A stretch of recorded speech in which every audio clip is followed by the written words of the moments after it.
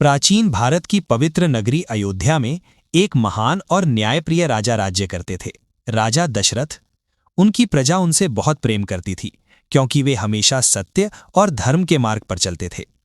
लेकिन राजा दशरथ के जीवन में एक गहरी कमी थी। उनकी कोई संतान नहीं थी।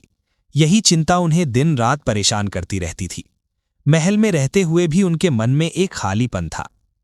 एक दिन उन्होंने अपने गुरु वशिष्ठ से अपनी चिंता व्यक्त की।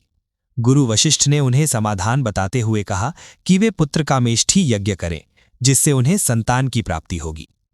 राजा दशरथ ने तुरंत यज्ञ की तैयारी करवाई। पूरे राज्य में भव्य यज्ञ का आयोजन हुआ। ऋषि मुनि मंत्रों का उच्चारण कर रहे थे, अग्नि प्रज्वलित थी और वातावरण पूरी तरह पवित्र हो गया था। यज्ञ के पूर्ण होने पर अग्नि से एक दिव्य पुरुष प्रकट हुए। उनके हाथ में सोने का पात्र था, जिसमें दिव्य खीर थी। उन्होंने वो खीर राजा दशरथ को दी और कहा कि इसे अपनी रानियों में बांट दें। राजा दशरथ ने उस दिव्य खीर को अपनी तीनों रानियों कौशल्या, कैकेयी और सुमित्रा में बांट दिया। कुछ समय बाद चैत्र मास की नवमी तिथि को महल में एक दिव्य प्रकाश फैला और माता कौशल्या ने एक तेजस्वी बालक को जन्म दिया। वही थे भगवान राम। उनके जन्म के साथ ही पूरी अयोध्या में खुशी की लहर दौड़ गई।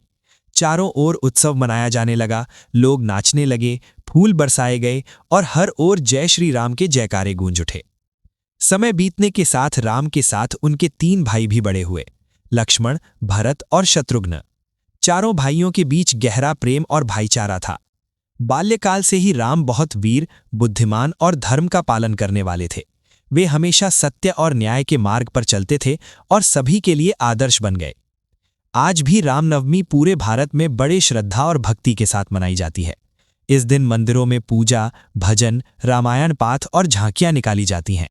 भगवान राम हमें सिखाते हैं कि जीवन में हमेशा सत्य, धर्म और मर्यादा का पालन करना चाहिए।